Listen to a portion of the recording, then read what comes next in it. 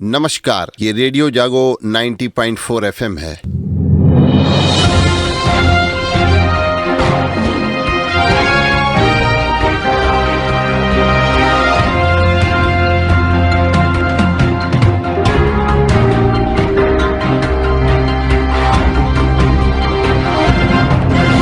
अब आप अभय शंकर गौड़ से आज की हलचल सुनिए। प्रधानमंत्री नरेंद्र मोदी ने कल उत्तर प्रदेश में 3 जनसभाएं की और इस चुनावी दौरे में उन्होंने बाराबंकी, फतेहपुर और हमीरपुर में चुनाव सभाओं में अपने गठबंधन की सरकार के योजनाओं पर उन्होंने बल दिया। उन्होंने आरोप लगाते हुए कहा कि कांग्रेस ने जो कहा है वो कभी किया नहीं। दूसरी ओर कांग्रेस की पूर्व अध्यक्ष सोनिया गांधी ने कल रायबरेली की जनसभा में बहुत ही भावुक जनता से अपील करते हुए कहा कि रायबरेली और अमेठी उनका परिवार है और उन्होंने कहा कि आज मैं अपना बेटा जनता को आपको सौंप रही हूं। जैसे आपने मुझे माना वैसे ही राहुल को आप मानिए। पिछले 10 सालों में देश का किसान, मजदूर और नौजवान प्रताड़ित किया गया है। आमजन की कोई सुनवाई नहीं हुई है, ये प्रियंका गांधी ने वहां बोलते हुए कहा, कांग्रेस की नेता। वहीं अखिलेश यादव ने भी इस जनसभा में कहा, इस बार 9-2-11 हो जाएंगी भारतीय जनता पार्टी। केंद्रीय गृह मंत्री अमित शाह ने भी कल रायबरेली में जनसभा को संबोधित किया। उन्होंने कहा कि स्मृति ईरानी के समर्थन में ऊंचाहार के दौलतपुर में जनसभा की और संबोधित किया। उन्होंने कहा कि समाजवादी पार्टी के बागी विधायक व पूर्व मंत्री डॉक्टर मनोज कुमार पांडे व उनके साथियों ने भारतीय जनता पार्टी की सदस्यता ले ली है। उन्होंने कहा कि भ्रष्टाचार करने वाले नेता हर हाल में जेल जाएंगे और मोदी सरकार उन्हें किसी भी कीमत पर छोड़ेगी नहीं। आइए बात करते हैं भारत पाकिस्तान के मैच की दीवानगी को लेकर के कि टिकट के दाम 2 लाख रुपए के पार हो गए। 2 जून से शुरू हो रही है T20 विश्व कप और इसमें सबसे ज्यादा दीवानगी न्यूयॉर्क में भारत पाकिस्तान के बीच खेले जाने वाले मुकाबले को लेकर है। पूरे विश्व कप में सबसे ज्यादा महंगा टिकट इसी मुकाबले का है। इस मुकाबले का सबसे महंगा टिकट 2,29,625 रुपए का है। वहीं सबसे सस्ता टिकट 25,000 रुपए का है। इस मुकाबले के लिए 90% टिकट बिक भी चुके हैं। आईसीसी ने अपनी अधिकृत वेबसाइट व विश्व कप के टिकटों की बिक्री का जो मूल्य जारी किया है उसमें सबसे महंगे टिकट भारतीय मुकाबलों के हैं। भारत और पाकिस्तान के बीच मुकाबला 9 जून को Nassau county international cricket stadium में खेला जाएगा। इसकी दर्शक क्षमता 34,000 है। तो विश्व कप में भारत अपने अभियान का आगाज 5 जून को आयरलैंड के खिलाफ मुकाबले से करेगा और टीम इंडिया ने T20 विश्व कप का कुल 44 मैच में से 28 मैच जीते हैं। भारत ने 2007 में पाकिस्तान को हराकर पहला T20 विश्व कप जीता था। तो आइए बात करते हैं महिलाओं के स्तन कैंसर की। तो हरदोई मेडिकल कॉलेज के सर्जरी विभाग की टीम ने पहली बार जिले में ट्यूमर के साथ ही स्तन को निकालने का ऑपरेशन किया है। यह ऑपरेशन सफल रहा है और पीड़ित महिला पूरी तरीके से अब स्वस्थ है और चिकित्सकों की टीम को अपनी इस सफलता पर उनको गौरव भी है। ये जो महिला है बाग रसूलपुर निवासी अवधेश कुमार की 56 वर्षीय पत्नी है शिवरानी। इनके बाएं स्तन में कैंसर था और ये करीब 5 किलो वजन का कैंसर था। ट्यूमर एक बार ऑपरेशन होने के बाद इनका फिर दोबारा हो गया, यानी कि एक बार ऑपरेशन हो चुका था। ब्रेस्ट में दोबारा से ट्यूमर पनप गया और तेजी से ये बढ़ गया। तो मेडिकल कॉलेज हरदोई में वो पत्नी को लेकर के आए। वहां सर्जरी विभाग की assistant professor doctor Supriya Tiwari ने उनका उपचार किया और इस दौरान उन्होंने ऑपरेशन इनका किया और इस ऑपरेशन में कैसे उनको सफलता मिली और ये ट्यूमर कैसा था और कैंसर के लिए कैसे महिलाओं को सजग रहना चाहिए, इसके लिए रेडियो जागो 90.4 एफएम के साथ इस समय जुड़ी हुई हैं मेडिकल कॉलेज की assistant professor doctor Supriya Tiwari.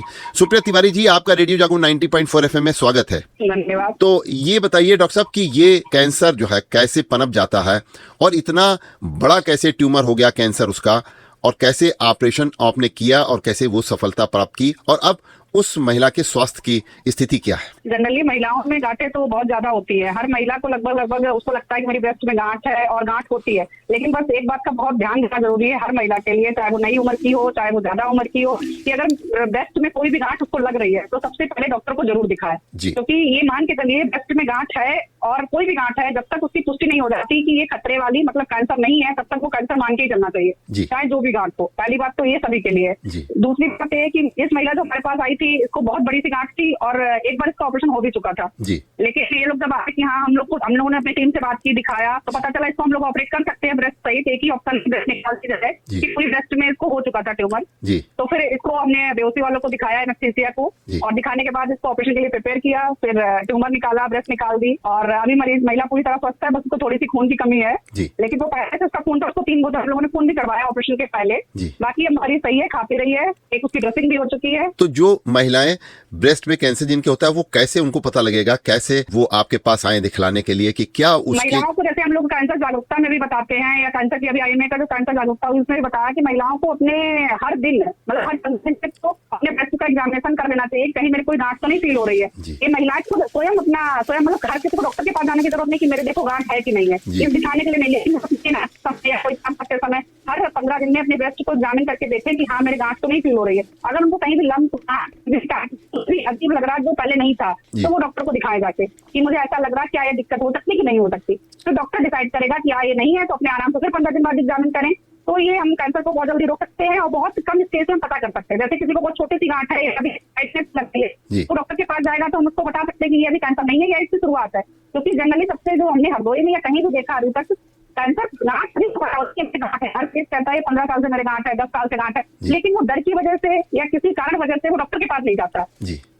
या तो वो लोकल दवाइयां खाता रहता है, या तो वो कोई भी उसकी जो भी हो डर हो, या वो लगता है हो सकता है दिक्कत वाली ना हो, तो वो डॉक्टर के पास पहुंचने करता है। डॉक्टर बहुत स्टेज हो जाता है जब उसको लगता है कि अब ये दिक्कत कर रही है तब वो डॉक्टर के पास जाता है। तो अगर वो शुरुआती स्टेज में हमारे पास आ जाएगा तो सब जा सकते हैं, उनका कैंसर बहुत कम स्टेज पे ऑपरेट कर सकते हैं जी। और मतलब उस मरीज की जान भी बचा सकते हैं। बहुत बहुत धन्यवाद डॉक्टर सुप्रिया तिवारी जी, आप हमारे रेडियो जागो 90.4 एफएम से लाइव जुड़ी हमारे साथ में, और आपने इस समय आप मेडिकल कॉलेज में होंगी, बहुत आपको मरीजों से घिरी हुई होंगी, लेकिन फिर भी आपने लाइव रेडियो जागो 90.4 एफएम के साथ जुड़ करके महिलाओं को ब्रेस्ट कैंसर और उसके उपचार के बारे में बताया। बहुत बहुत धन्यवाद डॉक्टर साहब, बहुत बहुत शुक्रिया। तो अभी आप सुन रहे थे कैंसर के बारे में। अब हम बात करते हैं निराश्रित मवेशियों को संरक्षित करने के बारे में। तो निराश्रित मवेशियों को हरदोई में संरक्षित किए जाने के लिए हरदोई में नगर पालिका परिषद शाहाबाद और पंचायत नगर पालिका पंचायत कुरसट और कछौना में 4 करोड़ 12 लाख रुपए से कान्हा गौशाला बनवाए जाएंगे। शासन ने कान्हा निर्माण को स्वीकृति दे दी है और निर्माण की जिम्मेदारी शासन ने संबंधित नगरीय निकाय को ही सौंपी है।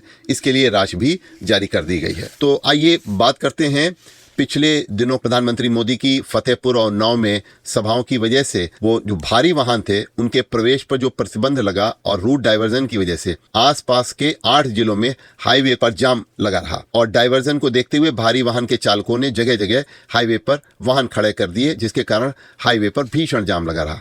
तो ये उन्नाव रायबरेली हाईवे है, चकलवंशी बिठूर मार्ग है, लखनऊ कानपुर हाईवे पर 5 से 10 किलोमीटर तक कल जाम लगा रहा, और बांदा सागर स्टेट हाईवे और कानपुर प्रयागराज हाईवे, हमीरपुर सागर हाईवे पर भी दिन भर जाम की स्थिति रही, जिसकी वजह से लोगों को परेशान होना पड़ा।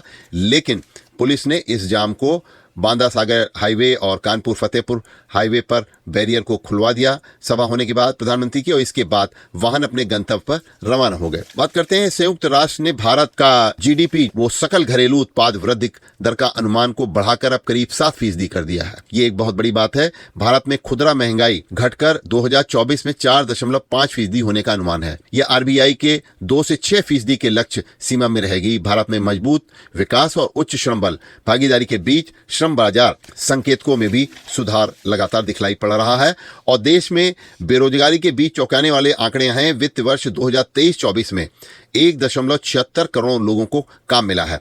यह 2016 और 17 के बाद सबसे अधिक रोजगार मिलने की वृद्धि है। तो हरदोई में बात करते हैं, जो हरदोई के हाईवे बन रहे हैं और जो हरदोई में इन हाईवों पर अलग अलग जो नेशनल हाईवे हैं उन पर हरदोई में जिससे शहरों में भीड़ न एकत्रित हो तो उनके लिए अलग अलग सड़कें बनाई जा रही हैं, बाईपास बनाए जा रहे हैं। तो लखनऊ से पलिया तक नेशनल हाईवे 731 बनाने के लिए जमीन देने वाले करीब 2000 किसान अभी भी मुआवजे प्राप्त नहीं हो पाया है। उसके लिए वो लगातार शासन प्रशासन में अपनी बात कह रहे हैं। 3 में से कोई भी तहसील हरदोई की ऐसी नहीं है जहां पर 100% किसानों को मुआवजा मिल गया हो, जिस कारण किसान कभी कलेक्ट्रेट तो कभी तहसील पहुंचते हैं।